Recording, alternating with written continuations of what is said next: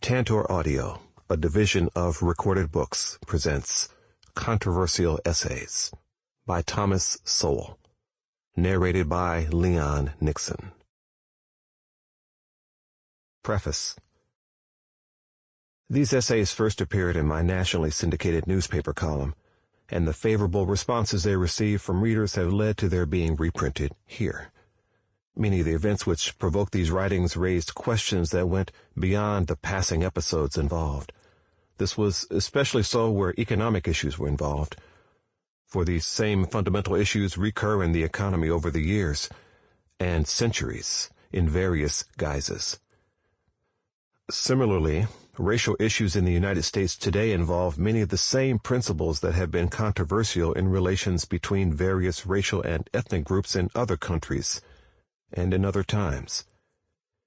In addition to the very serious issues raised in many of these essays, there are also some lighter subjects, and even the serious issues sometimes have their lighter aspects. Without a sense of humor, politics would be too painful to bear. Special thanks must go to the Hoover Institution and to Stanford University, whose rich research sources made informed commentary on a wide variety of subjects possible, and to my assistant, Na Lu, whose diligent work unearthed the information that I needed. Finally, acknowledgement is also due to Karen Duryea of Creators Syndicate, who caught errors in spelling, grammar, syntax, and facts that might otherwise have slipped in these columns, to my chagrin.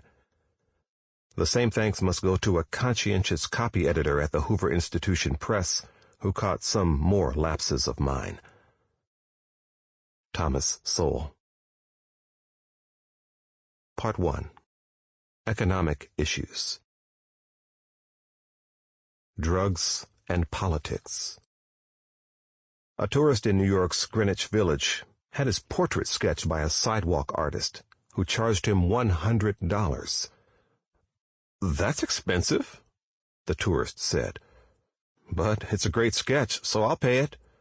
"But really, it took you only 5 minutes." 20 years and 5 minutes, the artist replied. The same misconception of costs runs through the much more serious issue of the prices of medicine and government regulation of those prices. When a pill, whose ingredients cost a quarter, is sold for $2, that is an open invitation to demagogues to begin loudly denouncing the pharmaceutical drug companies' obscene and unconscionable profits at the expense of the sick. But the people who are doing this are counting only the 5 minutes and ignoring the 20 years. The physical ingredients of the medicine are its cheapest ingredients. The ingredient that costs millions of dollars, sometimes hundreds of millions, is the knowledge gained from years of research and trial and error, which finally results in the creation of a new medicine. That is what the price of the pills has to cover.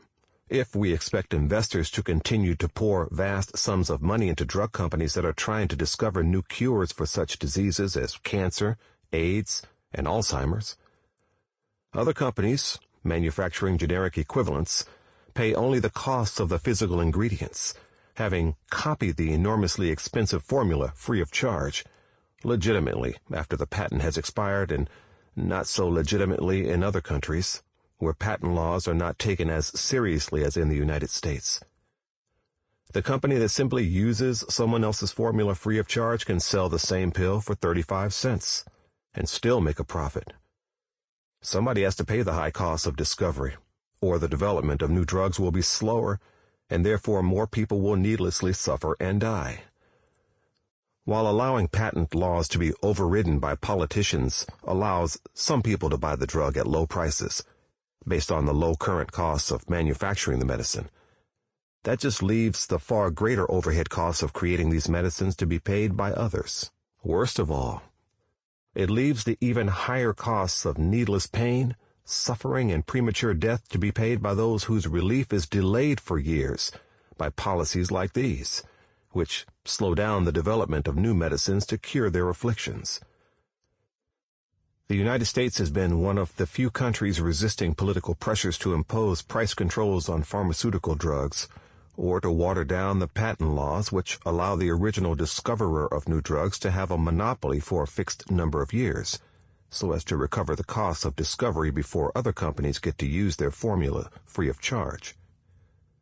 The United States also produces a wholly disproportionate share of all the new life-saving drugs in the world. But politicians ignore this connection.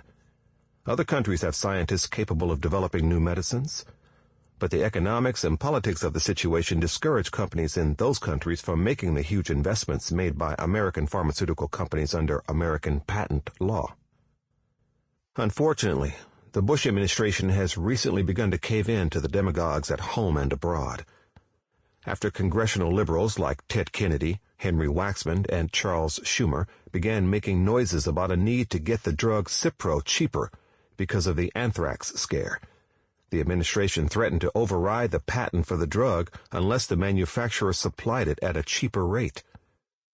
The retail price of Cipro was $5 a pill, and the government itself says that someone stricken with anthrax needs to take 2 pills a day for 5 days, and cheaper antibiotics thereafter. Is $50 too much to pay to save your life? And is it worth jeopardizing a whole system that has made this country the leading creator of life-saving drugs, just to get the demagogues off the Bush administration's back politically? The administration also caved at a recent international conference in Qatar, where foreign countries gained the right to set aside international patent agreements whenever they chose to decree a public health emergency.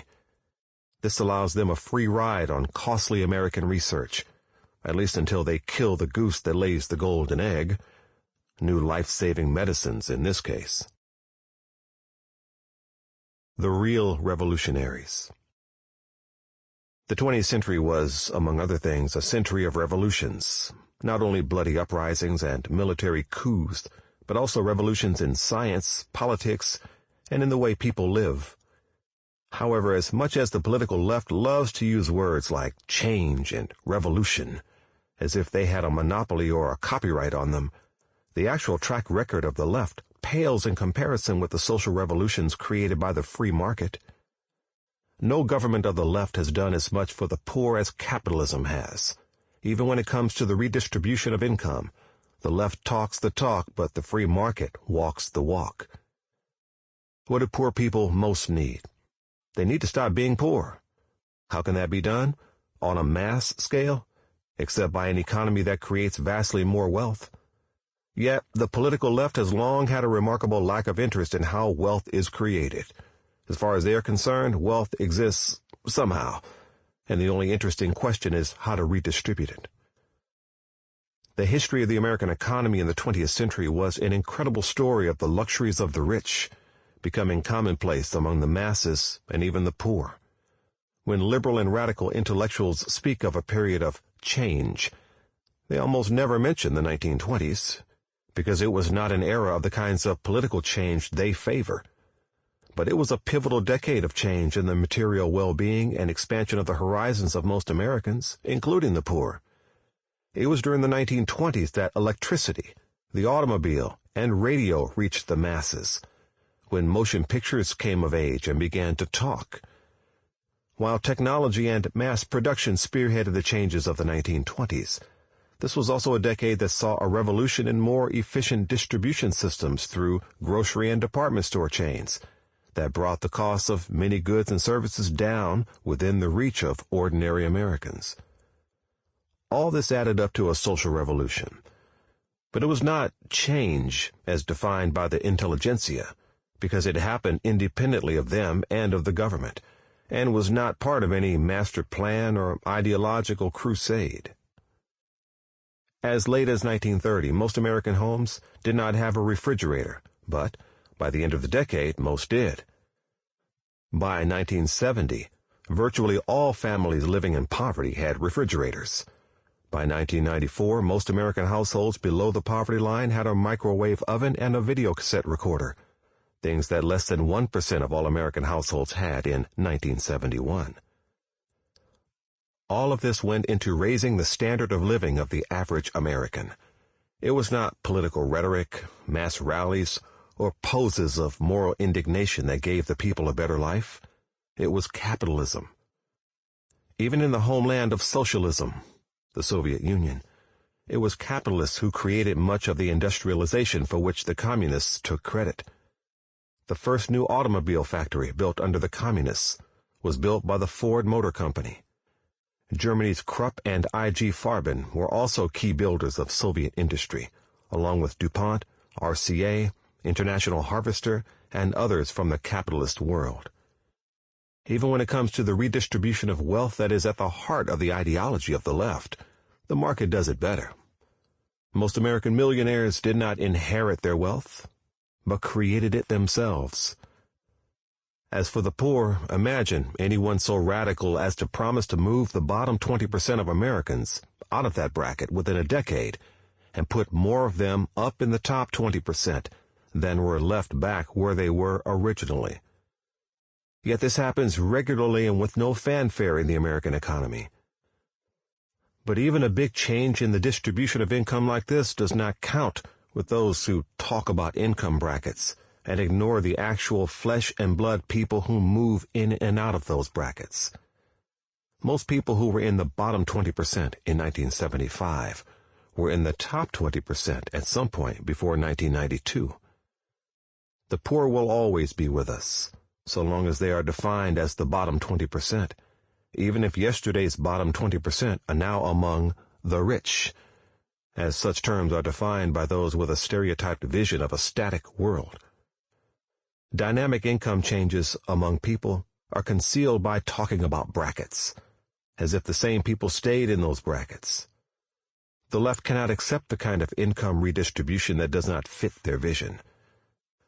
These and other benefits of a free market will certainly never be called a public service. India Unbound. There are few things more heartwarming than watching people rise out of poverty to a better life. When it is a whole nation in the process of doing so, it is especially inspiring.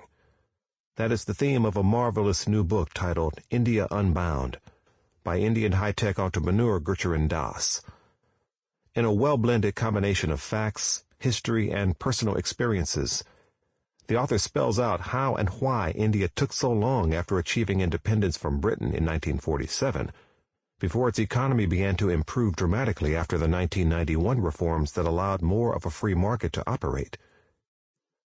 That was a decisive turning point, with businesses no longer being suffocated by some of the most pervasive and intrusive government controls in the world. Before the reforms, Indian entrepreneurs could not make the most basic decisions about their own businesses without permission from an army of government bureaucrats. Decisions about hiring, firing, virtually impossible, expanding output, or ordering raw material were all subject to the whims, the delays, and the extortions of bribes by petty officials who knew little and cared less about the realities of business. The Indian entrepreneur has to bribe from 20 to 40 functionaries if he is serious about doing business. Moreover, he must grovel before these petty tyrants who have been armed with the power to say yea or nay to a sweeping range of business plans. Even some of India's biggest and most distinguished enterprises, the Tata Industries, had more than 100 proposals to start new businesses or expand old ones end up in the wastebaskets of the bureaucrats. Another great Indian industrial empire, that of the Birla family, was likewise refused the government permissions needed to expand. The net result was that they bought pulp in Canada, had it converted to fiber in Thailand, had the fiber converted to yarn in Indonesia, and then had the yarn made into carpets in Belgium. All the while, India remained a very poor country in need of economic growth and the jobs and incomes that these operations could have provided. At one time, it was a violation of the law to produce more output than you were authorized to produce by the government. A manufacturer of cold medicines was fearful that his sales had overshot the mark during a flu epidemic and had to have a lawyer spend months preparing a legal defense in case he was hauled before a government commission. Gurcharan Das is careful to point out that these and many other economically disastrous policies grew out of good intentions. Indian leaders from Jawaharlal Nehru to his daughter Indira Gandhi, put their faith in the government-planned economy and distrusted both businesses and the consuming public. What they lacked in any serious knowledge of business or markets, they made up in socialist dogma and smug self-righteousness. When the head of the Tata Industries tried to explain some facts of life to Nehru, the Prime Minister's response was, "Never talk to me about profit. Jeh, it is a dirty word." Though the Indian statist leaders thought of themselves as looking out for the poor, their policies have been estimated to have held back economic development to the point where the average Indian's income would have been hundreds of dollars a year greater without their restrictions. In a country with millions of very poor people, some suffering from malnutrition, the loss of a few $100s in annual income meant far more than it would have meant to the average American. Like so many socialist policies around the world, those in India were not relaxed or ended because of better understanding, but because of bitter experience. When these policies had the Indian government on the verge of bankruptcy, its leaders had no choice but to make fundamental changes in the economy in order to qualify for help from the International Monetary Fund and the World Bank.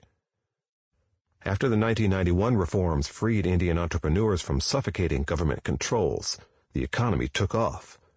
Growth rates reached new heights. Indian businesses expanded and foreign investments poured in.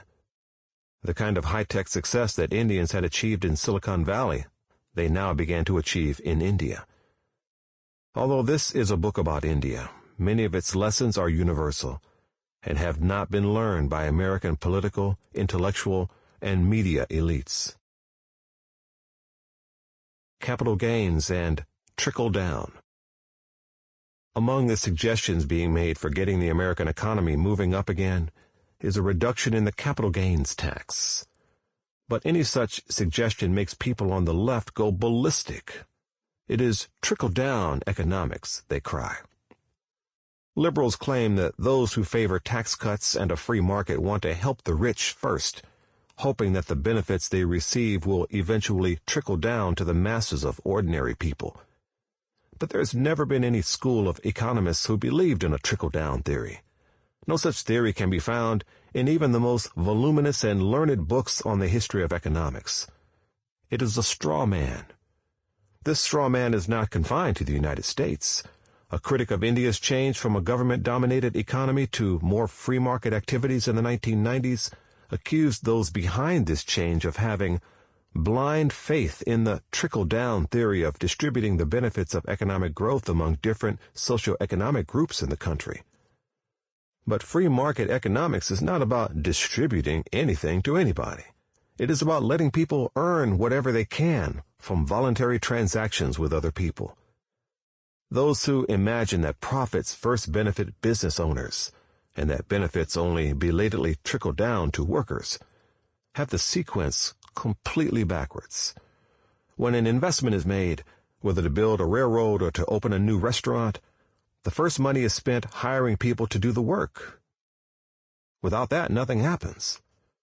Money goes out first to pay expenses, and then comes back as profits later, if at all.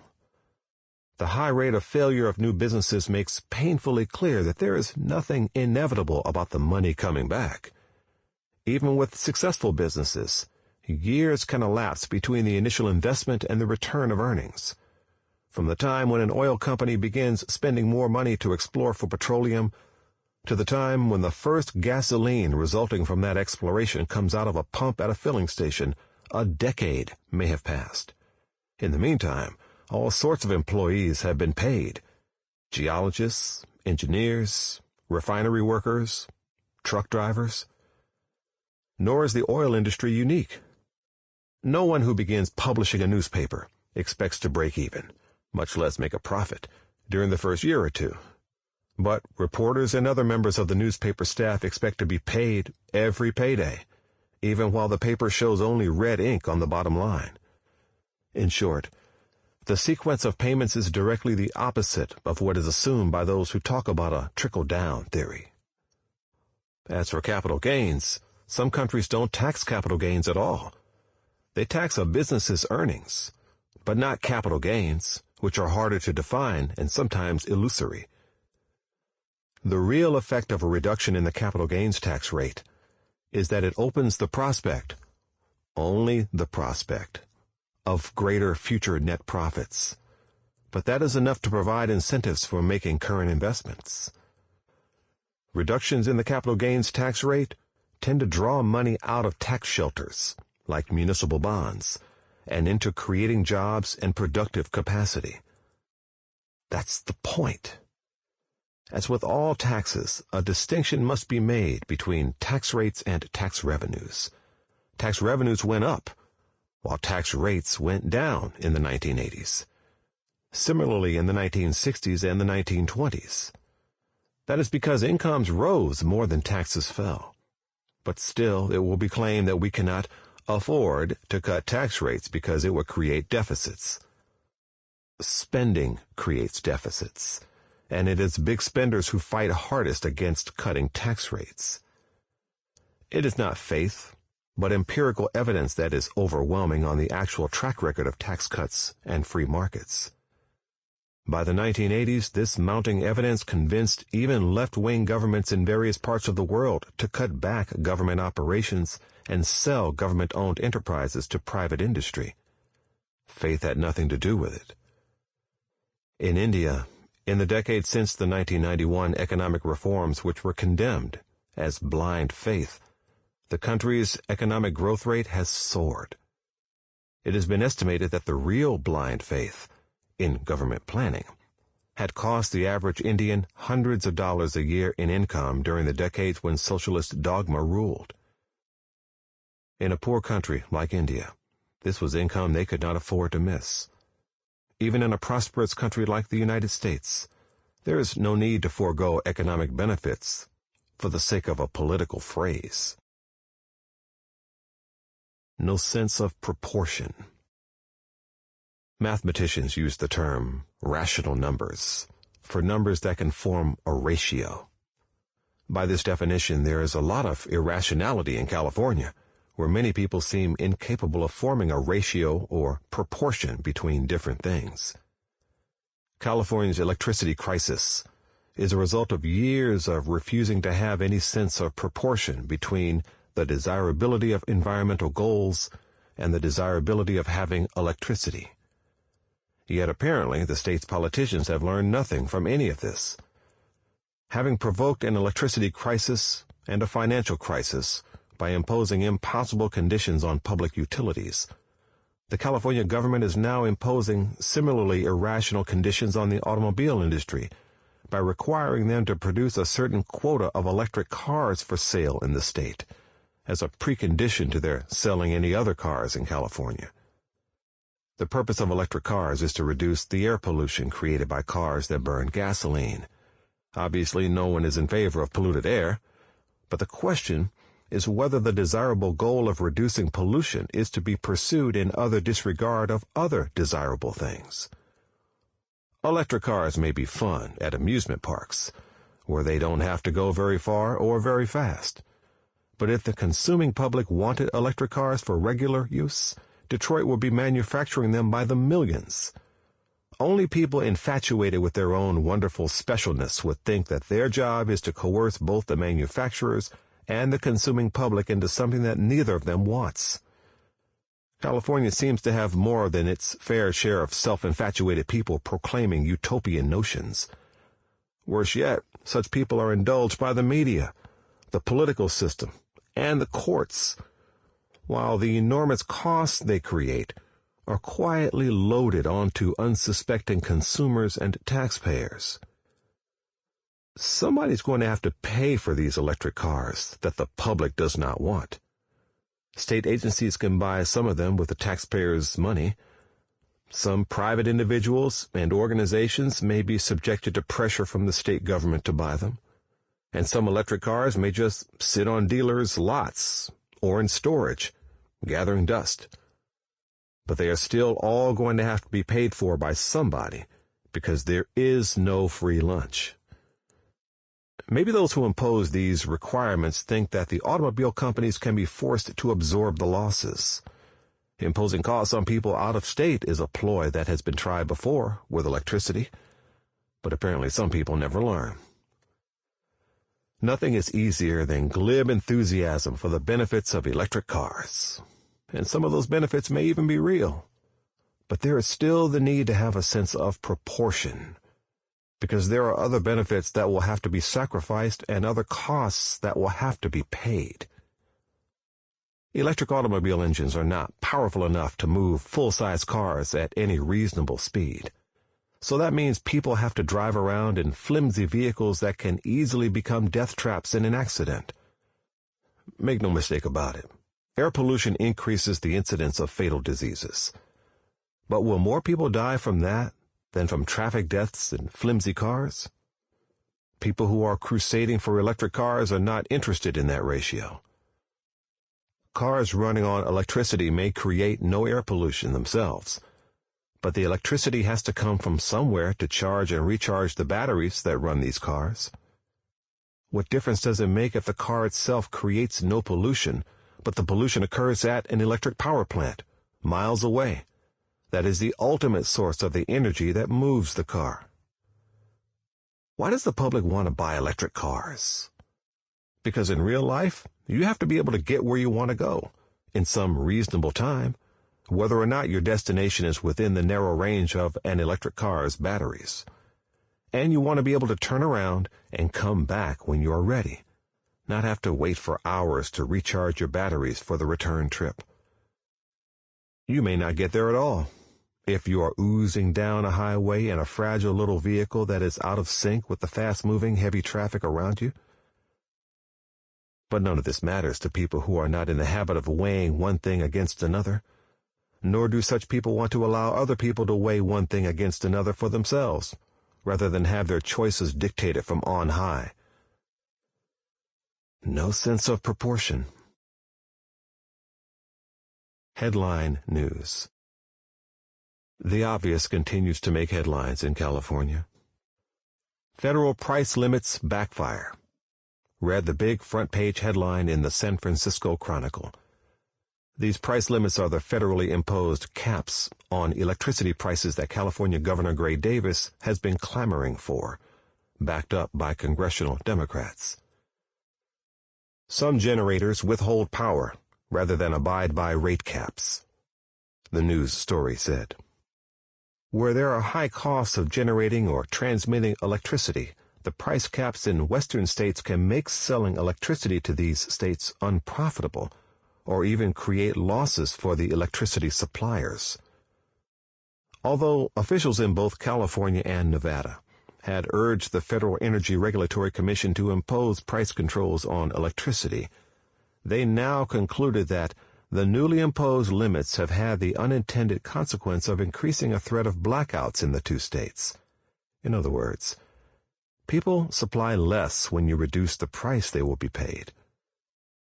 This news is literally thousands of years old. People withheld supplies when price controls were imposed in the days of the Roman Empire. George Washington's troops nearly starved at Valley Forge when price controls were imposed on food. During the French Revolution, there were likewise price controls on food, with the result that, as soon as we fixed the price of wheat and rye, we saw no more of those grains. When President Nixon imposed controls on meat prices in 1973, much American cattle began to be exported, mostly to Canada rather than being supplied to the U.S. market.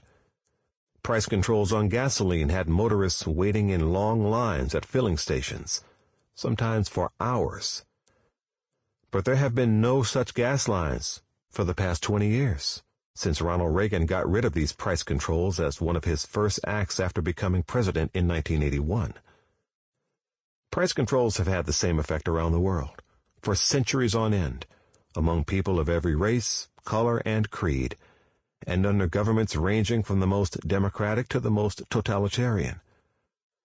Why, then, is everyone so surprised that price controls on electricity in the western states seem to be reducing the supply of electricity there, creating rolling blackouts in Nevada, and threatening more of the same in California? Part of the reason, aside from widespread ignorance of both economics and history, is that a very successful political propaganda campaign has depicted opposition to price control. Sample complete. Ready to continue?